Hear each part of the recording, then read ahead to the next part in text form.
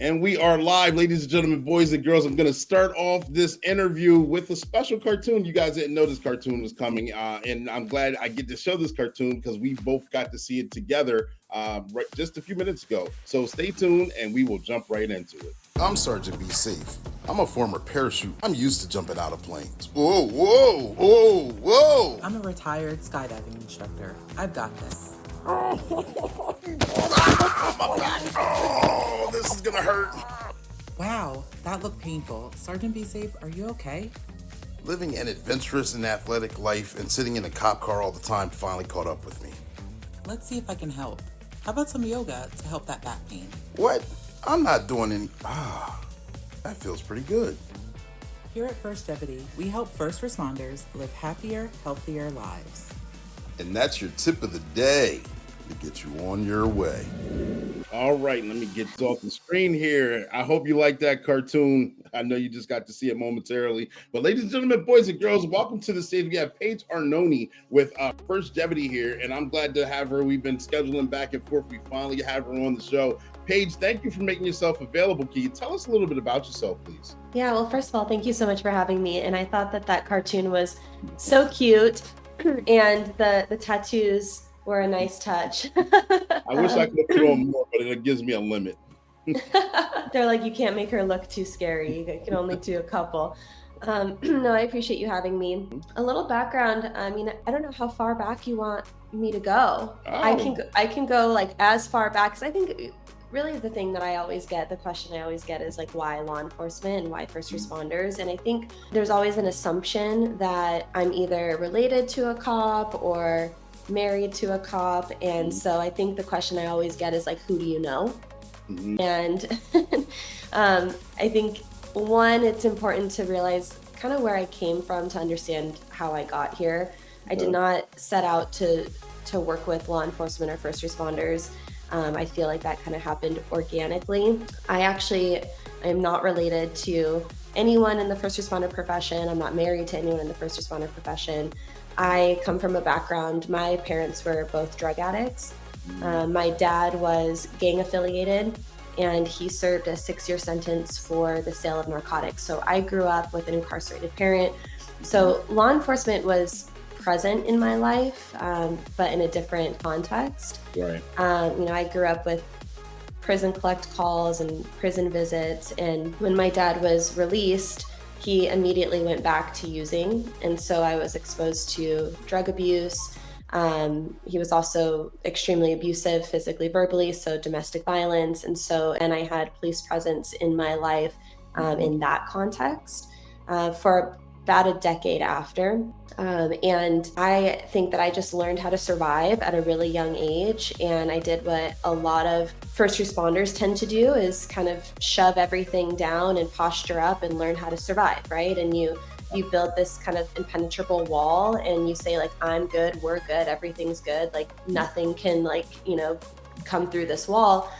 And yep, exactly. And so I, did that for a really long time until I couldn't anymore, and it all blew up, and I started escaping and numbing and avoiding and choosing really unhealthy habits and paths for myself, and came to a crossroads one day where I said, hey, like I have to make a choice. Either I keep doing what I'm doing and end up just like my parents, because that's really the path I was going down at the time, or choose a healthier path for myself. And it's really interesting that moment really just sticks out as such a pivotal snapshot. And there's so many moments in that time that I don't remember. I don't have a great memory of a lot of that time, but I do remember that one day where I was like, this is it, left or right. And I chose to take a yoga class when I was in college, and it really was not at the time. And I think you have to understand my mindset at that time.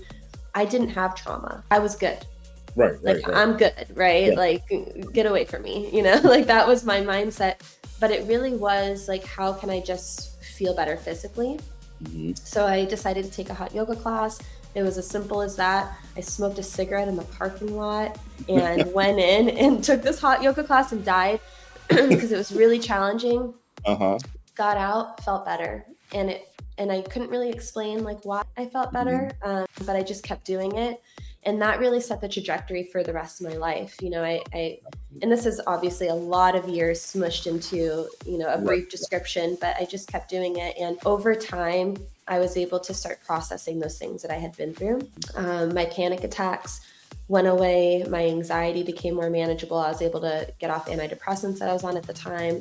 And I was able to choose how I wanted to respond to situations, because at that time I was really emotionally reactive. And if anyone was confrontational, I was really nasty and really immediate to respond. So it gave me, like, I call it the power of the pause, being able to pause for a moment before choosing how to respond. And it really changed my life, and I think saved my life in many ways. And so fast forward a decade, and I decided I wanted to become a yoga teacher, because I knew that if it saved my life, it could save other people's lives. And I wanted to be that for other people. I wanted to give them the tools and resources. So I was a traditional yoga teacher in the public for a while.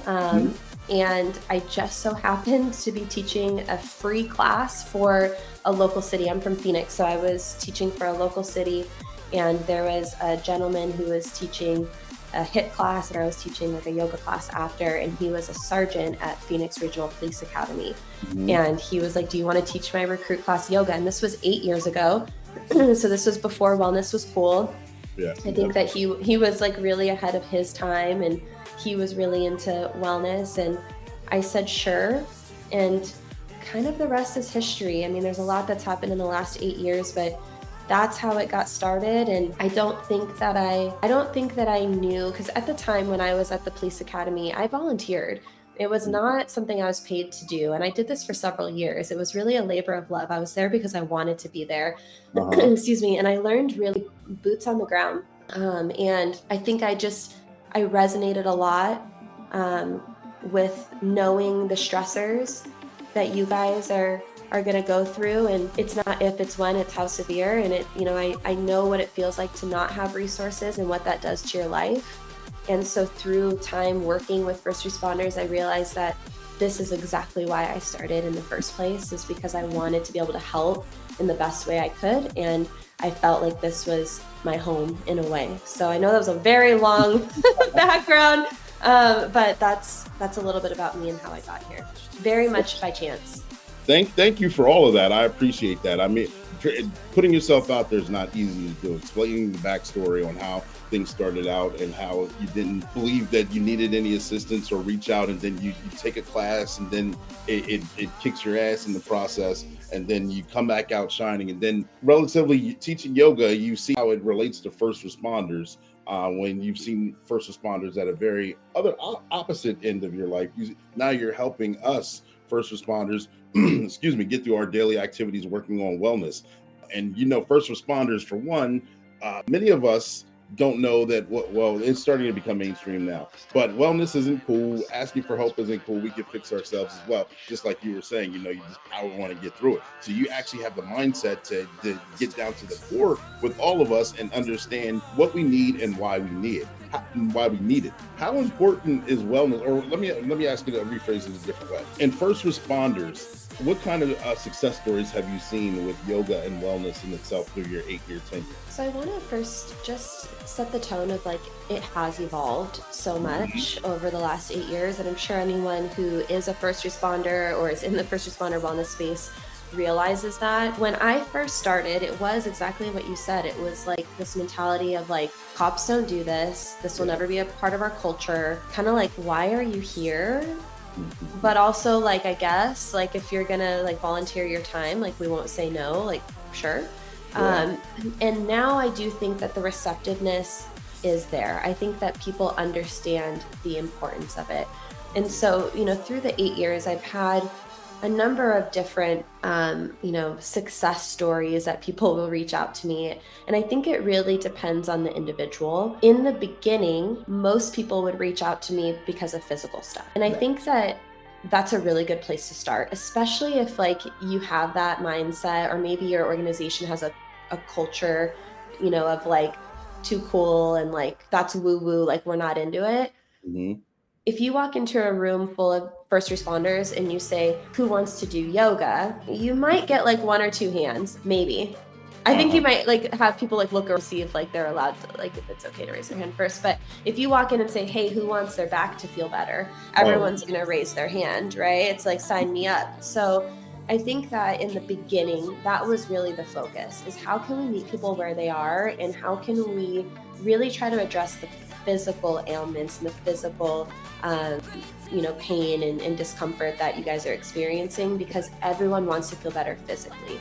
And so a lot of the success stories that I would get were from that. And we know the top areas of injury in this profession, and we know the top areas of discomfort. Back pain is going to be like number one, right? Like low back pain. And so I was getting a lot of people reaching out to me saying this was helping with their back. Now I think that more people are reaching out to me because of the mental health side of it, which is really interesting. You start to see these waves, the physical part is still there. We're still getting a lot of people reaching out about that.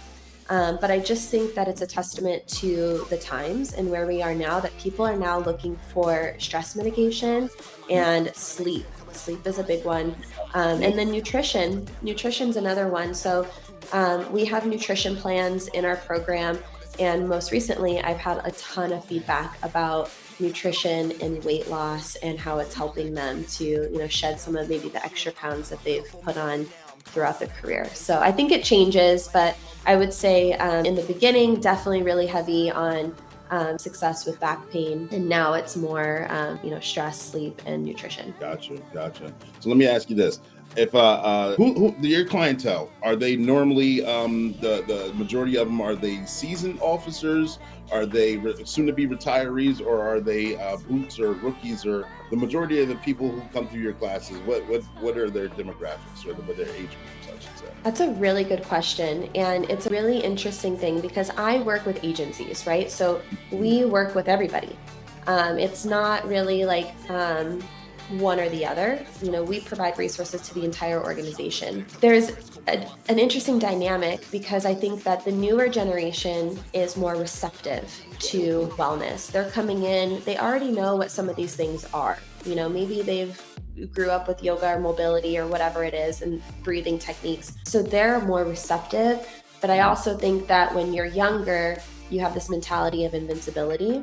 And so it's like, well, like I feel good now, so like I don't really need all that stuff. Whereas the older generation, maybe to start didn't have the receptiveness, but now they have the back pain. Now they have the cumulative stress over a 20-year career. Now they have like maybe PTSI or whatever it is. And so they're being a little bit more reactive with their wellness, but it's kind of that point of like, okay, I got to do something. So I think it's a mix.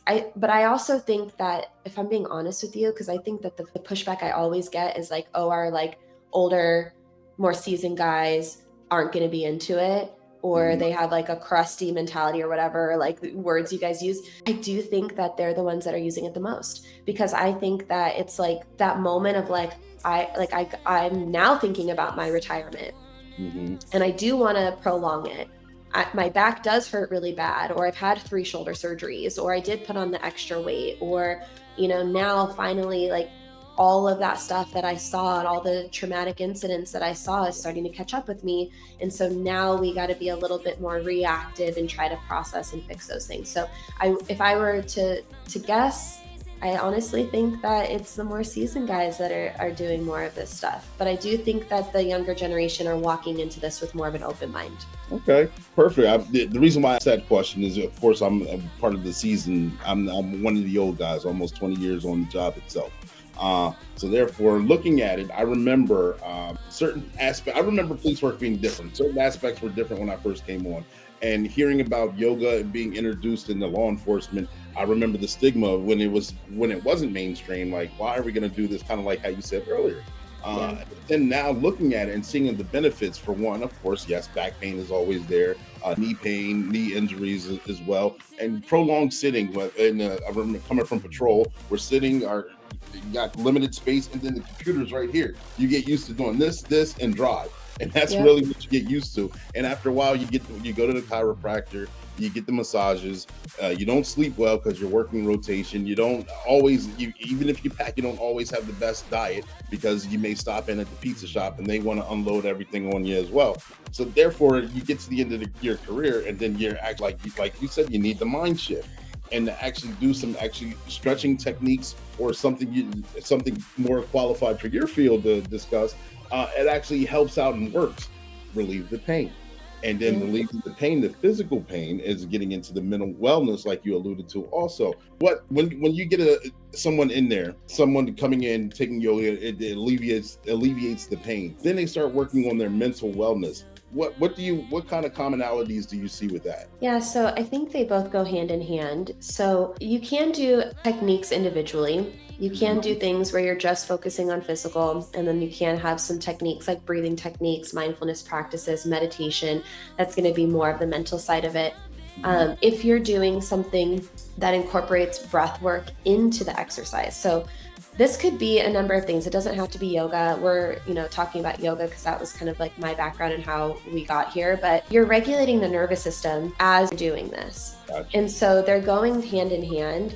As you're controlling your breathing through the physical exercises, you're now down regulating. And so you're kind of tackling both at the same time. However, there are things that you can do that are individual. You can do some mobility stuff that maybe you're not connecting your breath with it, and that's going to be more of that physical. And then you could do more of like a structured breathing or mindfulness that's going to be more of that down regulation. So for example, if you are out on the streets and you just had a critical incident and now you're back in your squad car and you're getting another call, and the only time you have to recover from that call is the time it takes for you to get to the next call. Let's say that's 2 minutes. You can do a 2-minute breathing technique in your squad car as you're driving to down regulate, recover from that previous call. And I say recover lightly because, there's obviously other things you have to do after the fact to be able to actually like process that.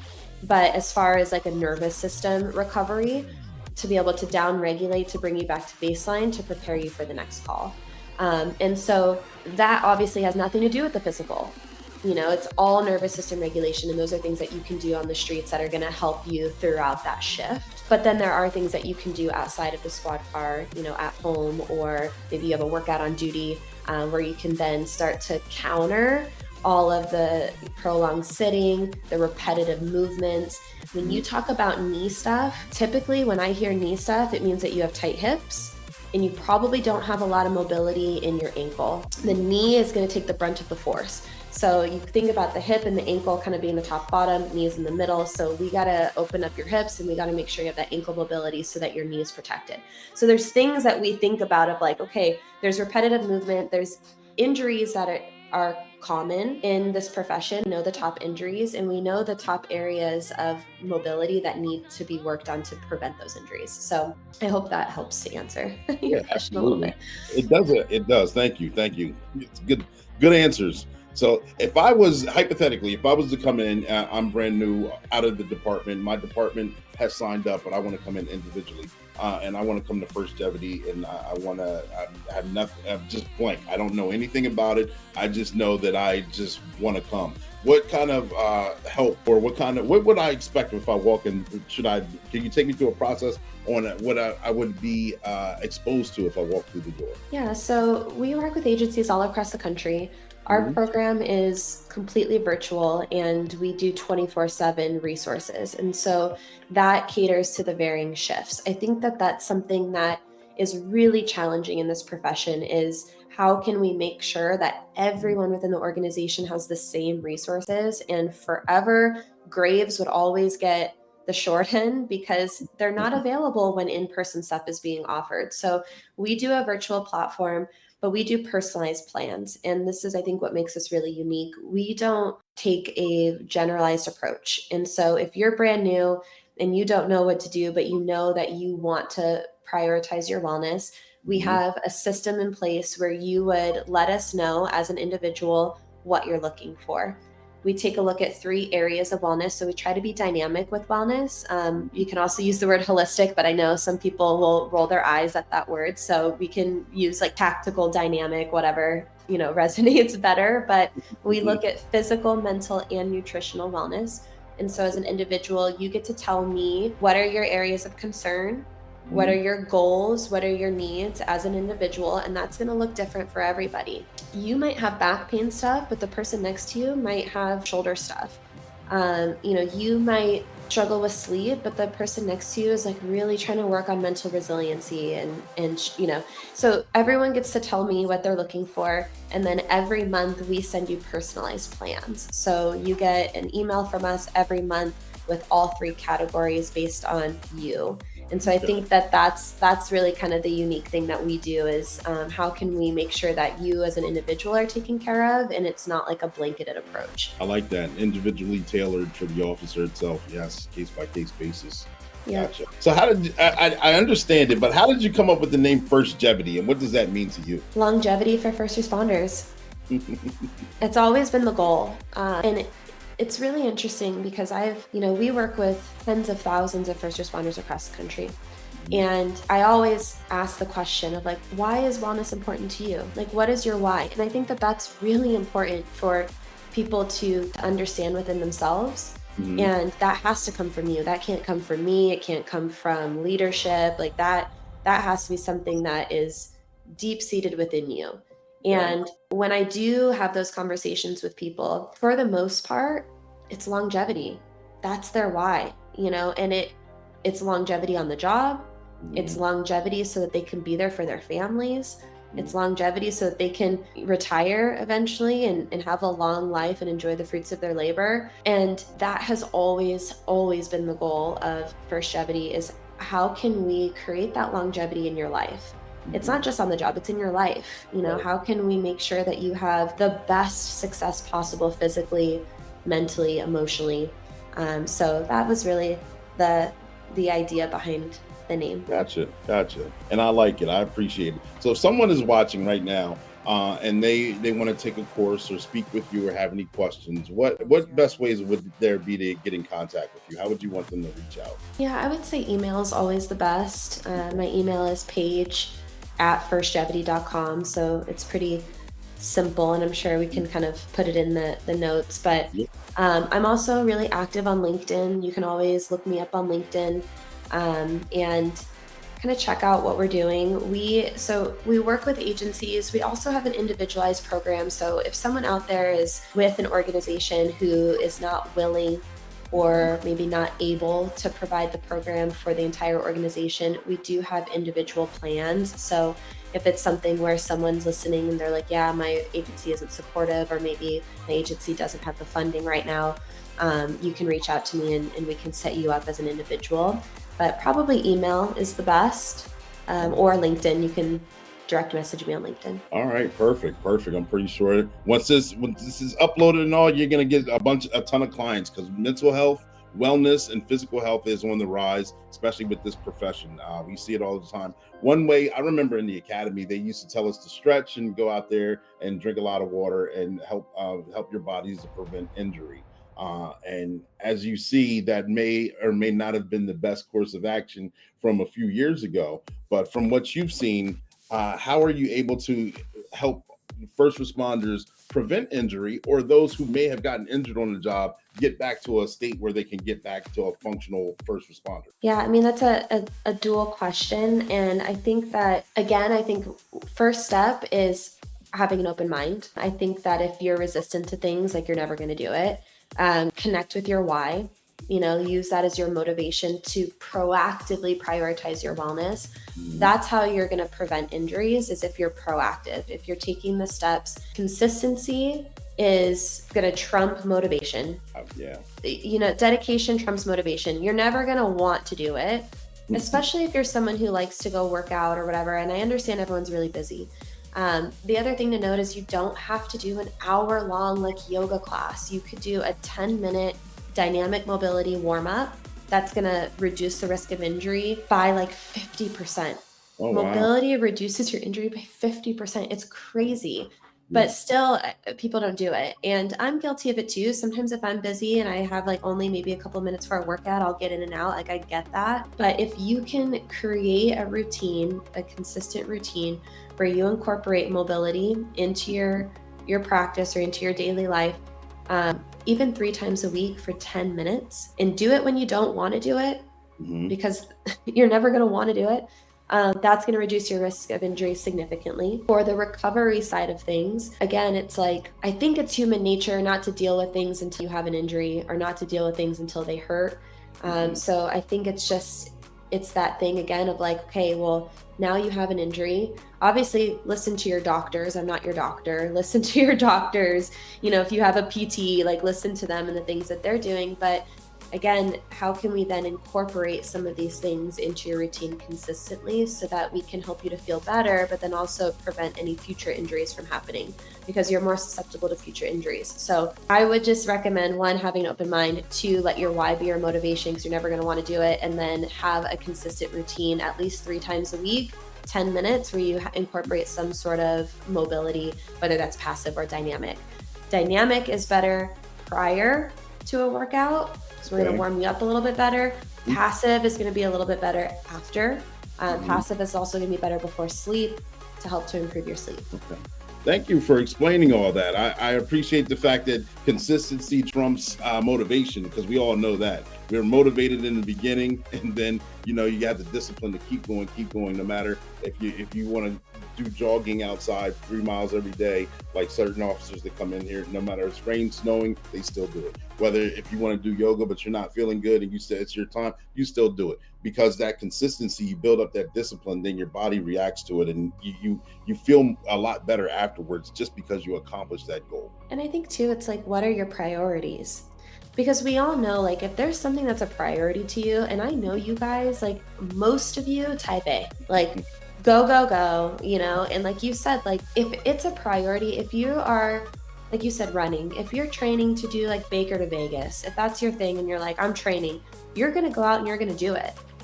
Right. And so it's like, okay. And that just goes back to that why. What are your priorities? Is your priority performance on the job, so that you can like be safe out on the streets for you and your team? Is the priority your family, so that you can be there for your family, you can run with your kids? Is your priority like you're coming up on retirement and you're like, man, like I don't want to die in 5 years, like I want to have the same amount of time I have on the job in retirement? If you have those priorities, you're going to make it happen. You're going to, but it has to start there. You have to find that why and that motivation, and I should say motivation, and the dedication to those priorities to find the motivation to do it. And if you don't have that, you're never going to do it. Yeah, well, Paige, it's been a pleasure to have you on here. I know through the course of conversation, I may have forgot to ask a question, or I may have jogged your memory on something that you wanted to cover, and we just didn't get to that